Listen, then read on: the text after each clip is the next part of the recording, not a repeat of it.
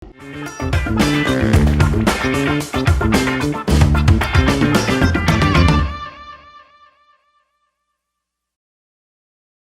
sahabat RSUD Kota Bogor, selamat siang dan jumpa lagi di podcast RSUD Kota Bogor, Bincang Kesehatan bersama RSUD Kota Bogor. Siang ini saya, Dr. Heni Agustina, akan menemani sahabat sekalian sampai 45 menit ke depan. Seperti yang kita tahu, 1 Desember adalah hari peringatan untuk HIV/AIDS sedunia. Oleh karena itu, pada hari ini topik yang akan kita angkat adalah Let Communities Lead, strategi praktis dalam rangka mewujudkan 3-0 HIV. Telah hadir bersama kita sekalian Dr. Yeti Haryati, SPPD Vinasim. Beliau adalah seorang dokter spesialis penyakit dalam sekaligus konsultan untuk HIV/AIDS di RSUD Kota Bogor. Selamat datang dokter. Selamat datang juga Mbak Heni ya. Terima kasih ya. Saya yang terima kasih dokter telah menyediakan waktu hadir. Sehat ya di Alhamdulillah. tengah sepertinya katanya kasus COVID mulai naik, harus tetap sehat. Siap dokter. Semoga kita semua diberikan kesehatan ya dokter. Amin ya rabbal alamin. Amin. Sekali lagi terima kasih ya dok bisa menyediakan waktu, bisa sharing sama kita sekalian hari ini. Sama-sama. Berkaitan dengan 3-0, tema kita hari ini ya dokter, sebenarnya pengertian 3-0 sendiri itu apa ya dok ya? Dan pencapaian layanan kita untuk HIV di tahun 2030 itu apa? Ya. Baik, terima kasih nih Dr. Heni ya. Sahabat karyawan RSUD Kota Bogor dan pemirsa semuanya. Human Immunodeficiency Virus ini memang menjadi masalah yang cukup serius ya, baik di belahan dunia ataupun di negara kita. Makanya harus ada suatu komitmen bagaimana semuanya bisa satu suara, satu visi sedunia dalam rangka bagaimana menurunkan angka HIV, mencegah penularannya, dan tentunya memperbaiki kualitas hidup dari penderita HIV itu sendiri. 3-0 dalam pelayanan HIV memiliki 3 aspek ya. 0 yang pertama tentunya kita ingin kita 0 dalam hal infeksi baru ya. Diharapkan sih inginnya sudah tidak ada infeksi baru lagi Dr. Heni ya. Siap. Itu untuk 0 yang pertama. 0 yang kedua terkait dengan mortality dari terkait HIV itu sendiri, inginnya sih 0 ya. Meskipun sesuatu yang tidak mungkin dalam hal kematian ya, karena memang sudah ada takdirnya ya. Yeah. Tapi tentunya upaya maksimal harus kita laksanakan dalam rangka untuk menciptakan 0 mortality terkait AIDS ini. Dan yang terakhir yaitu 0 diskriminasi. Tentunya dalam hal tema terkait untuk tema HIV kali ini, berbagai strategi memang diupayakan dalam rangka untuk menciptakan menolak diskriminasi pada HIV. Tentu kita paham sesuai dengan hak asasi manusia itu sendiri bahwa kelahiran dari seorang anak ya dengan HIV ataupun orang dewasa yang tertular HIV, tentunya pada saat sekarang kita harus mempunyai suatu pemahaman yang sama bahwa semua bisa tertular HIV. Ya, jadi artinya baik itu kelompok nakes ya ataupun kelompok pasien-pasien yang sedang dalam perawatan hemodialisa ya, ataupun juga pasien-pasien yang mungkin terkena dalam risiko tinggi. Dan target layanan dari HIV itu sendiri sebenarnya kita judulnya ada triple-nya nih Mbak Heni ya memang dulu masih di 90 tapi tahun 2030 ini kita berharap bisa 95 ya. Pengertian yang paling harus kita pahami bahwa dari penderita, kalau kita simpulkan ODIF ya biar agak sama ininya orang dengan HIV ya ODIF. Jadi pasien ataupun penderita ODIF itu kita harapkan 95% mengetahui status HIV-nya ya, karena memang sampai sejauh ini kita belum mencapai dunia ya, maksudnya 95% itu. Dan dari 95% yang kedua adalah penderita HIV yang istilahnya yang memang sudah tahu untuk HIV-nya itu harus 95% telah mendapat ARV ya. Ini tugas yang sangat besar karena kita pun masih setengahnya. Dan yang terakhir adalah bagaimana 95% dari yang penderita HIV tersebut ya kita katakan tersupresi. Jadi artinya viral loadnya dalam kriteria di bawah 50 kopi yang kita nyatakan sebagai kriteria undetected ya. Jadi angka nasional kita juga masih belum bagus ya. Jadi teman-teman harus penuh semangat. Iya. Gitu ya. Oke dokter.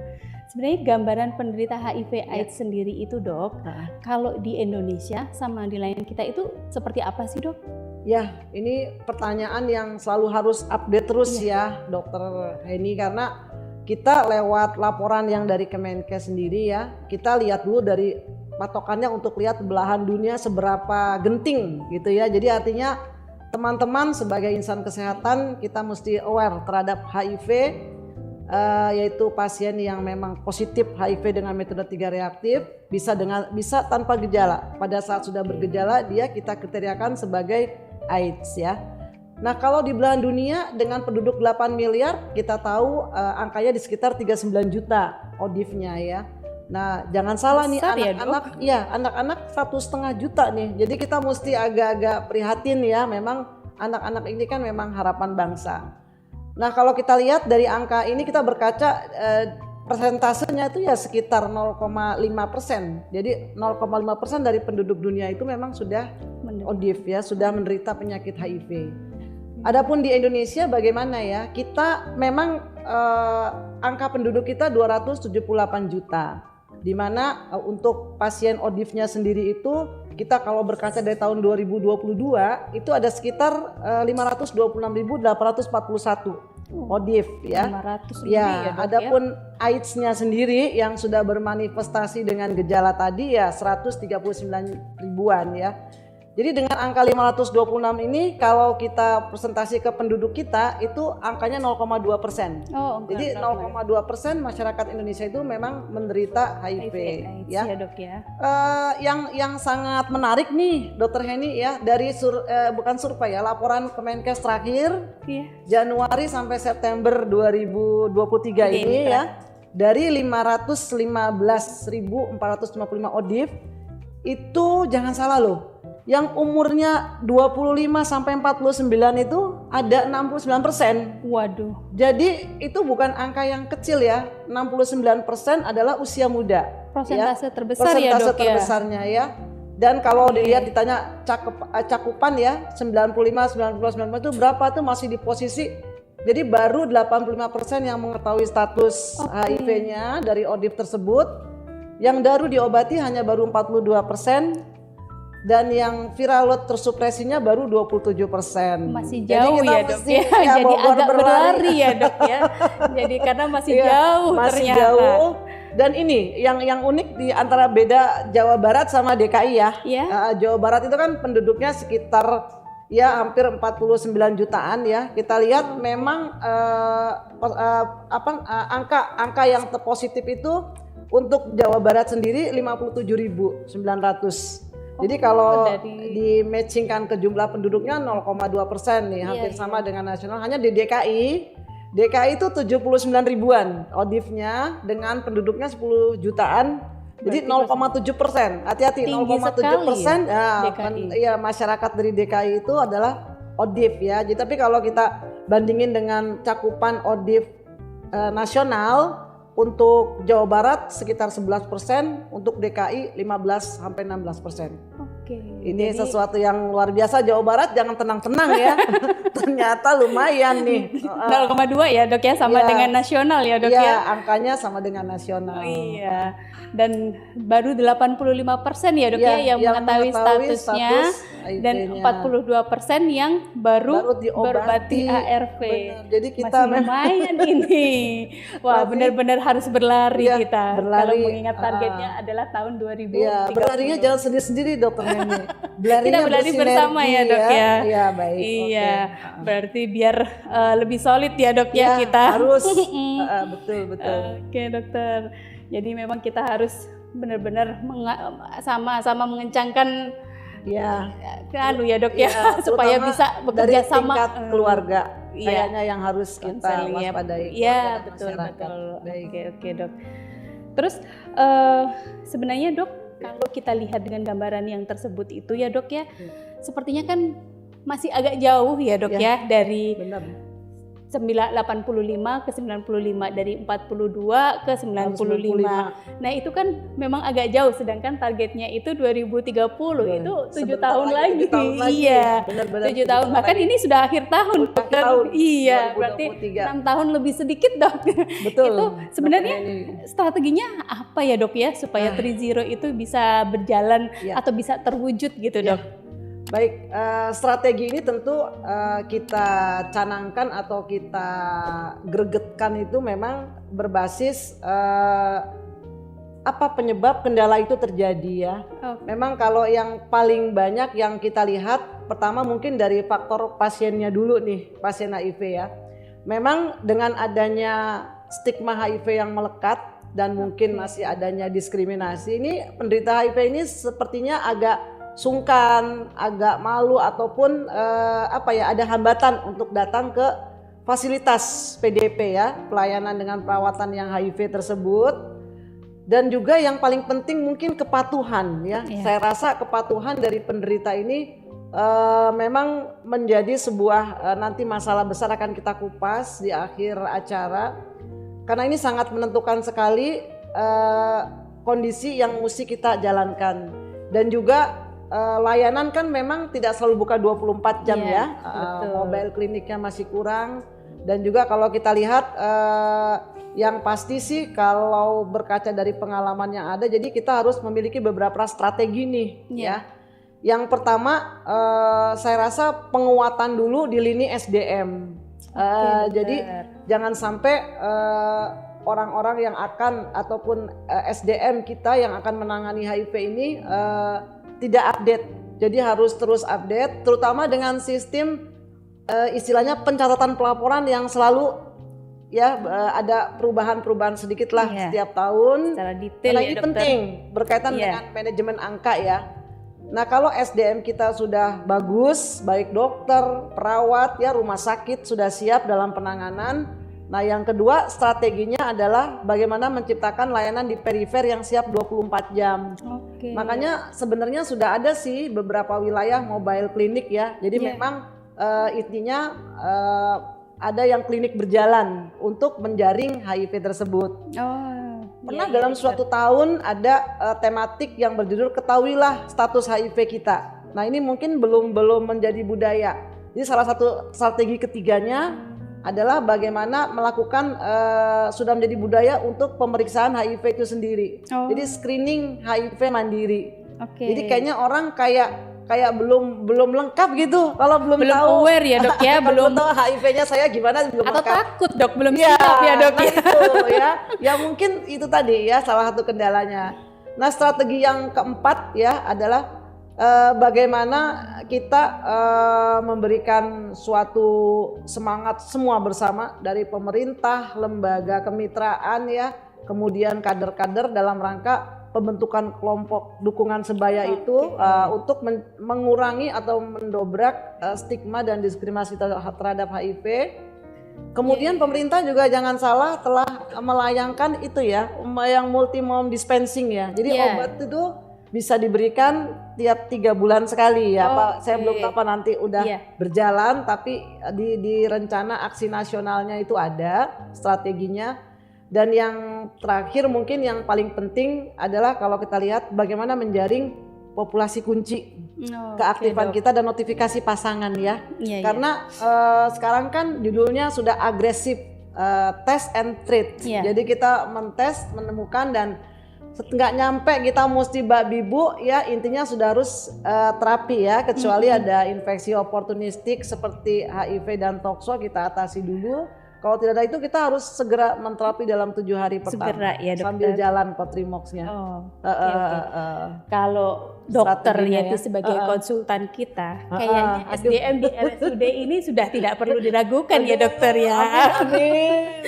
Terutama jadi tim-tim HIV-nya ini loh ya, Bu Rati, Bu Muji, kemudian juga ada Mbak yang dari lab ya, Mbak Ria ya, kemudian dari farmasinya Mbak Elin, Bu Esra. Wah, Pokoknya sih timnya kompak, dokter yang baru juga dokter Devi ya.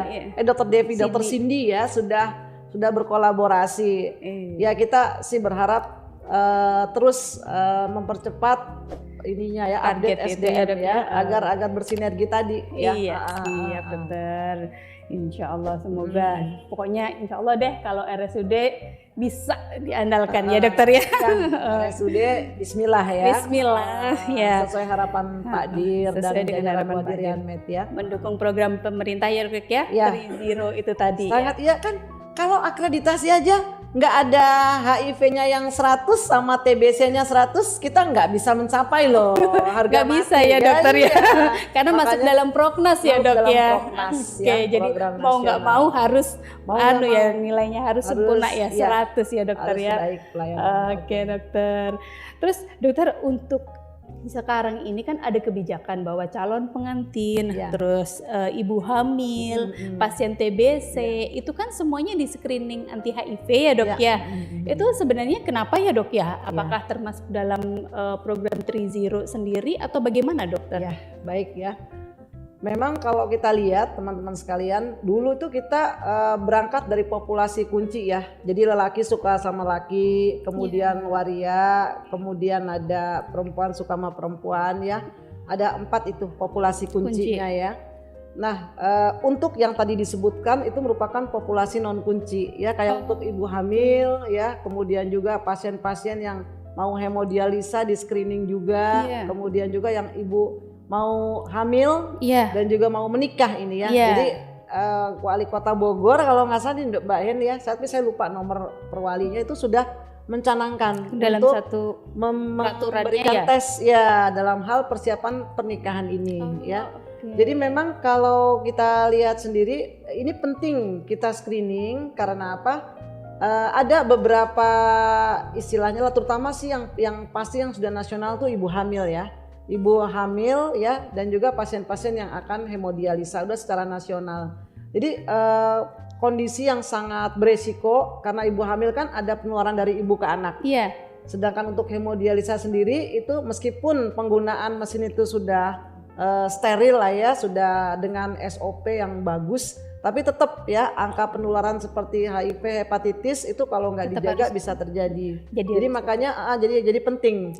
Sudah pasti ini mendukung itu tadi screening untuk terjadinya zero yang new infeksi ya. Kalau kita bisa menemukan tempatnya di mana, tentunya kita akan bisa menjaring untuk sekitarnya, jangan sampai ada penularan lebih lanjut. Oke, jadi 3-0 yang pertama ya dok ya. Jadi yang pertama, zero new infection. Jadi ibu hamil, catin. Jadi Bapak Ibu sekalian yang para audiens juga yang misalnya nanti mau menikah jangan lupa ya sama ibu hamil untuk dicek anti HIV-nya. Dan untuk pasien-pasien TBC, pasien hepatitis, kalau dicek anti HIV-nya nggak usah khawatir ya, artinya kita memang screening itu suatu peraturan yang memang harus dijalankan. Sepertinya ada pertanyaan ya dokter ya, itu dari YouTube ya dokter teman-teman. Gimana? Pertanyaannya adalah apa yang terjadi jika pada penderita HIV berhenti minum obat? Ini ya pertanyaan yang bagus sekali nih dari teman-teman ya. Karena mungkin ada juga pengalaman dari saudaranya atau tetangganya yang dalam tanda kutip satu bisa bosan untuk minum obat. Karena apa? Untuk penyakit HIV ini tidak seperti penyakit TBC ya, 6 bulan, 12 bulan kelar ya. Apalagi penyakit-penyakit yang hanya jangka pendek 2 minggu selesai.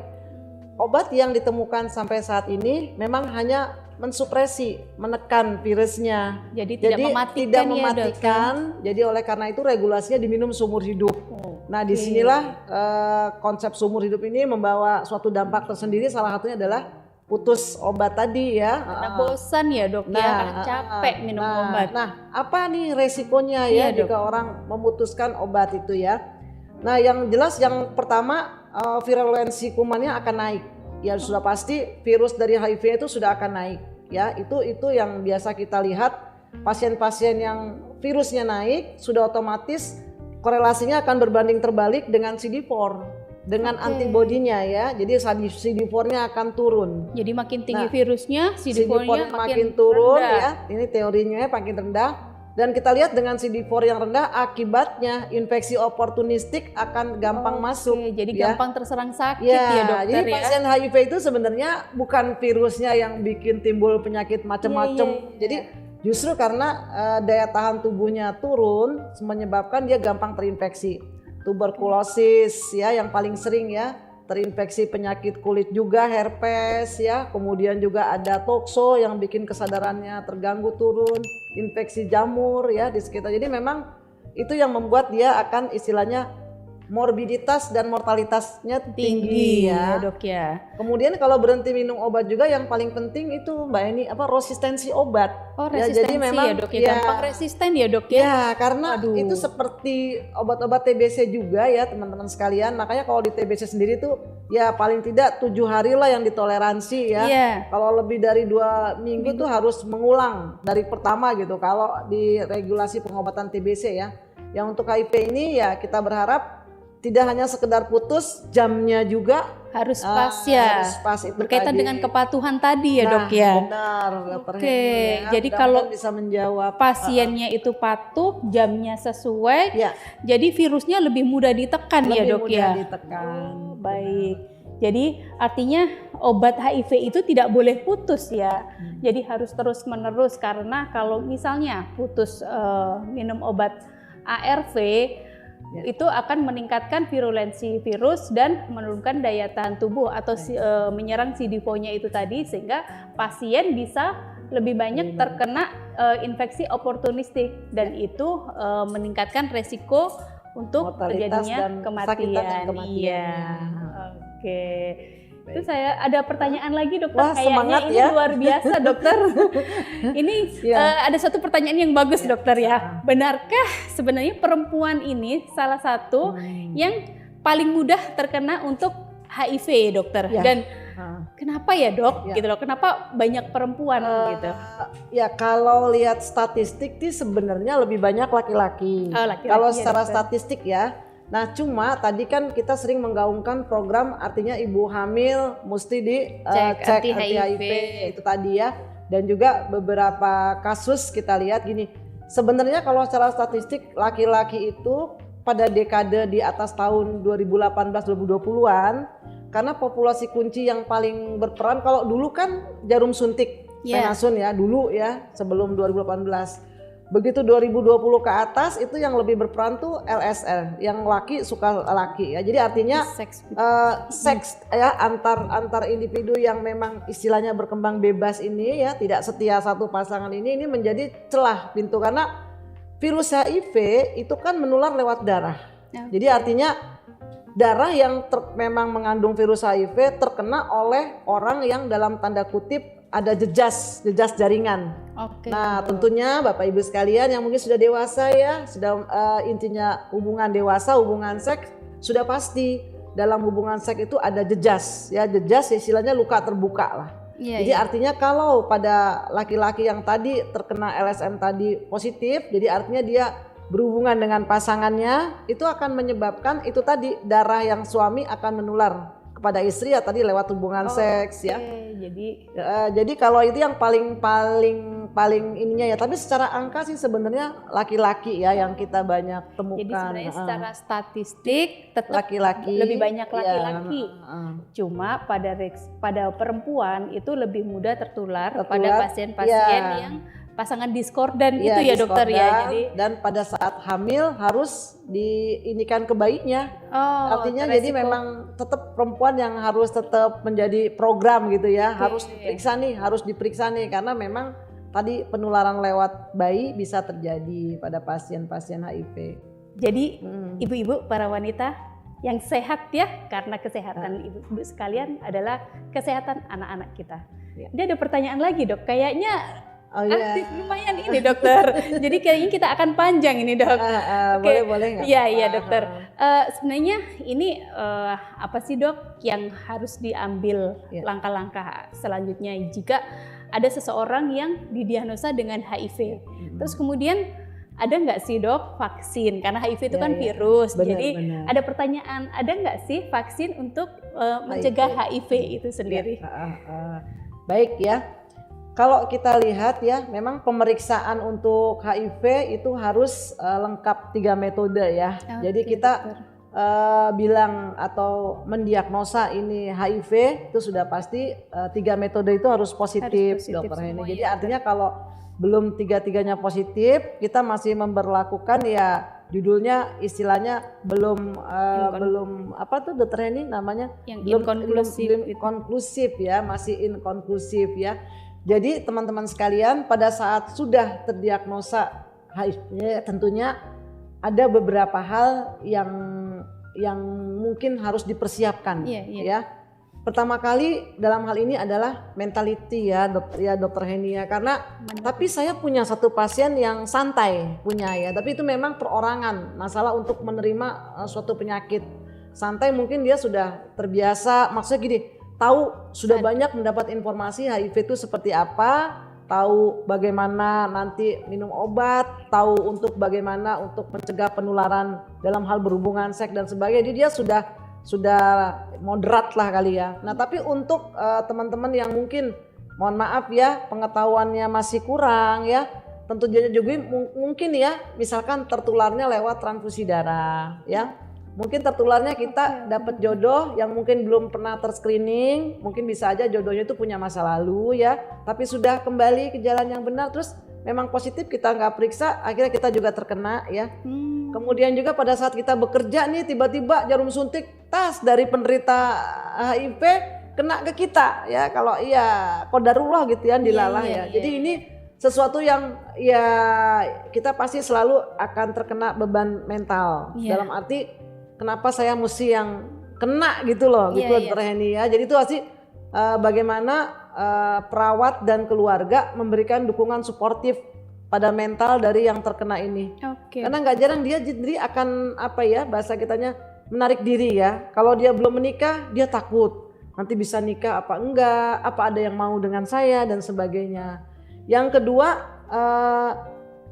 berikan suatu dorongan pada orang ini untuk mendapat tadi yang care support terapi ya, CST. Jadi harus datang ke klinik-klinik PDP di yang paling terdekat ya, yang bisa menjaga suatu kerahasiaan lah kalau kita ya. Jadi artinya memang kerahasiaannya dilindungin dan dia harus mendapat care support terapi sehingga pada saat sudah siap compliance-nya bagus mendapat obat ARV dan memang harus terus dikasih motivasi bagaimana supaya dia patuh minum obat dan ARV-nya tidak putus. Dan langkah selanjutnya akan ada pemeriksaan berkala mungkin terkait setiap 6 bulan CD4-nya ya, viral load-nya dalam rangka evaluasi pencapaian terapi apakah sudah respon ya, tidak terjadi kegagalan. Oh begitu. Iya. Vaksinnya dokter? Nah ini ya, kalau vaksin demam berdarah mungkin sekarang udah mulai ada meskipun berbagai 4 type dari demam berdarah itu istilahnya membuat sibuk para pencipta vaksin, tapi akhirnya ada juga. Nah untuk HIV ini belum ada, jadi belum ada vaksinnya ya. Sahabat sekalian memang ini menjadi PR besar ya, mungkin ya para ilmuwan lah yang berkecimpung di situ. Mudah-mudahan sih kita berharap ya inginnya sih ada vaksinnya ya, sehingga itu tadi ya petugas-petugas yang mungkin nanti terkena exposure ataupun juga mungkin yang sedang hemodialisa ataupun kita sedang menjalani transfusi, pada saat itu kita bisa langsung terhindar ya. Kalau kita sudah vaksinasi kan ada antibodinya terhadap virus dari HIV tersebut ya. Iya. Oh jadi artinya pada penderita HIV itu sendiri yang paling utama adalah penerimaan atau acceptance ya. Jadi seseorang yang tertular atau menderita HIV/AIDS itu paling penting adalah menerima bahwa kondisinya adalah terinfeksi. Nah dari hasil penerimaan itu ada kesadaran untuk berobat. Nah dari pengobatan dibutuhkan dukungan ya dok ya, support terapi itu tadi dibutuhkan agar pasien ini mau dan tidak malu atau tidak lelah untuk berobat karena mengingat pengobatannya adalah seumur hidup ya dokter ya. Jadi penting itu adanya dukungan-dukungan tersebut. Ini masih banyak dokter pertanyaannya ya dokter. Lanjut ya. Boleh lanjut. Sepertinya ini termasuk topik yang menarik ini dokter HIV. Mungkin harus 2 kali diadakan. Oke dokter. Ini apakah di RSUD bisa menyembuhkan pasien hingga sembuh total? Kalau berobat di RSUD apakah bisa di cover oleh BPJS atau tidak dokter? Itu pertanyaannya dokter. Untuk pengcoveran pembiayaan BPJS mengcover semua ya. Sebenarnya obat-obat dari yang infeksi oportunistik dan obat ARV itu sendiri ya, itu kita di drop dari dinas ya. Dokter. Tapi mungkin termasuk reagen anti HIV dan program dari apa istilahnya Kementerian Kesehatan ya, yang viral load itu ada. Jadi seandainya mungkin tidak BPJS, kalau BPJS di cover.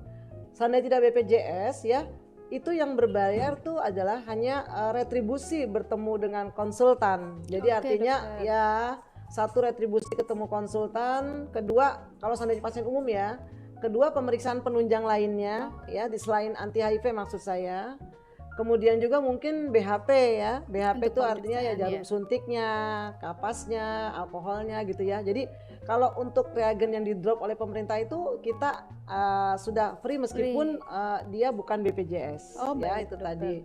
Nah kalau pertanyaannya RSUD mampu nggak menyembuh totalkan pasien-pasien HIV ya, rekan-rekan semua, kalau dalam istilah pasien dengan HIV itu sebenarnya sekarang itu kan terkenal dengan istilah penyintas. Jadi kalau sebenarnya penyintas itu definisinya mungkin viral load-nya yang sudah tersupresi, yang memang di bawah 50 kopi sampai undetected virusnya, tapi tetap pasien tuh harus minum obat, tetap ARV. Jadi penyintas tapi obatnya tetap diminum. Ya, kan kalau kita lihat penyakit-penyakit autoimun, dia istilahnya bukan sembuh tapi remisi. Remisi itu dia tidak minum obat tapi gejala autoimunnya nggak ada. Nah kalau untuk HIV itu penyintas ada sampai level undetected tapi tetap jadi sembuhnya tuh sembuh tetap harus minum obat. Ya itu tadi ya. Jadi terminologinya harus ya. Jadi HIV itu bukan sembuh dalam arti terus berhenti minum obat begitu bukan ya dokter ya. Tapi viral load-nya bisa tidak terdeteksi atau undetected. Nah itu yang kita sebut sebagai penyintas ya dokter ya. Oke, baik dokter. Nah ini dok, ada satu pertanyaan juga yang sering ditanyakan ya dok ya.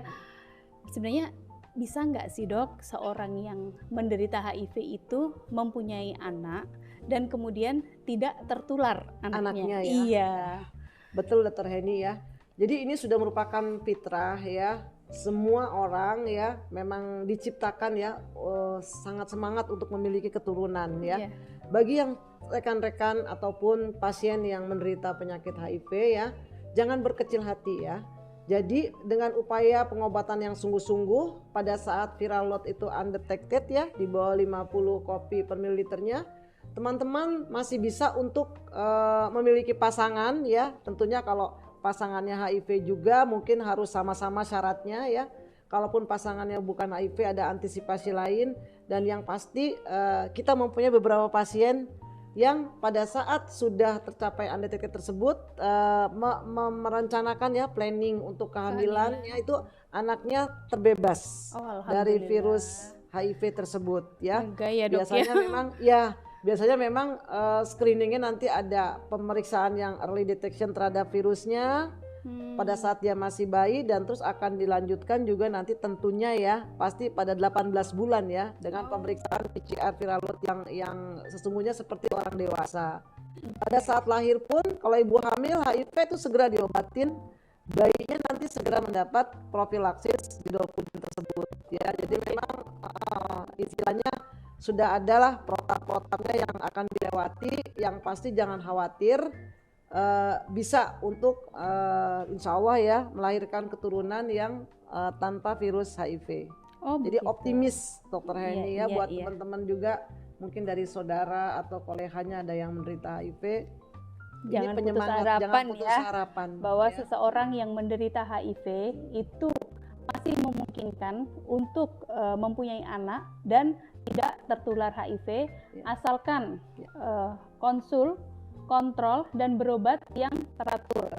Jadi ada penanganan khusus pada ibu hamil dengan HIV supaya tidak tertular HIV positif kepada bayinya. Itu diharapkan bisa konsul sehingga tahu apa yang harus dilakukan dan kedepannya itu harus seperti apa pemeriksaan-pemeriksaan yang dibutuhkan untuk bayinya. Ya. Begitu ya dokter ya. Terus satu hal lagi ya dokter ya, sebenarnya kita itu kan ada yang dokter sebutkan tadi ya, kelompok dukungan sebaya itu ya dokter Nah, ya. ini penting ya terkait tema 1 Desember Iya. kita ini ya, gongnya ya tentunya. Perannya itu apa dok untuk pada layanan kita itu? Iya, benar ya. Kalau tahun 2022 itu temanya sih sederhana, satu kata, unequalizer ya. Jadi memang mereka bagaimana supaya equalizer, jadi bagaimana menyamaratakan ya. Jadi kita harus memperkecil jarak antara pasien penderita ya dengan masyarakat sekitarnya. Nah, pada tahun ini untuk memperkuat dukungan layanan pada pasien HIV itu ya led community leads. Jadi kita membiarkan ya, jadi artinya membiarkan tuh bukan berjalan sendiri gitu ya. Kita memberikan ruang dan waktu, saatnya lah kelompok dukungan sebaya ini sebagai pionir atau leader dalam hal untuk memberantas penyakit HIV yang sesuai 3-0 itu. Jadi gini, memang kalau kita lihat ya, sesuatu yang berjalan bareng, contoh sederhana aja deh, senam, contoh senam ya. Saya kalau senam sendiri itu kayaknya nggak kelakon ya. Sampai guru ada datang privat, nah baru semangat ya. Senam di RSUD coba, kalau cuma 2 orang juga males ya. Yang hari Selasa kalau berbanyakan itu semangat. Ya itu nggak tahu. Ada suatu energi kebersamaan itu yang muncul ya. Makanya begitu ada suatu kelompok komunitas masyarakat ya, kelompok dukungan sebaya ini, saya harapkan sih dukungan sebaya ini tidak hanya penderita saja, Dr. Heni ya. Jadi di dalamnya mungkin ada kader kesehatan ya, dan juga ada istilahnya mentoring tuh maksudnya mungkin orang dari bisa keperawatan, non keperawatan yang mempunyai basic, orang kesehatan ya mempunyai basic tentang HIV, pendidikan itu menginfiltrasi juga ikut ada di dalamnya meskipun tidak setiap saat ya. Jadi ada pola di mana suatu dukungan sebaya ya per kelompok itu mereka bisa berbicara tentang penyakitnya ya, istilahnya tanpa batas, bisa tanya macam-macam. Ada juga pembimbing kesehatan di situ, juga kader motivatornya. Mereka bisa melakukan suatu telaah lanjut kalau ada lost follow up ya. Tentu ini kita akan sangat mudah ini kalau misalkan kita punya 200 pasien HIV dan masing-masing dipetakan di wilayahnya, ada ini kelompoknya ini, kelompoknya ini, dan mungkin LSM yang bekerja sama itu bisa menginfiltrasi atau ikut di dalam gitu ya. Nah disitulah mungkin kita punya connecting yang cukup, yang cepat ya. Selama ini kan kalau kita melaporkan yang lost follow up lewat dinas mungkin perlu butuh waktu gitu. Mungkin dengan adanya kondisi kelompok kita akan tahu, oh si A kok kenapa putus, oh ternyata dia di rumahnya, ternyata pergi ke wilayah lain, si B ternyata melahirkan, si C ternyata meninggal. Itu informasi dari dukungan sebaya itu akan lebih cepat dia memberikan posisi di mana sih orangnya yang si A si B. Nah mungkin itu ya dalam hal segi untuk statistika seperti itu, tapi yang paling penting adalah mereka punya ruang, saya pikir ya, punya ruang untuk sama-sama ya itu tadi ngobrol.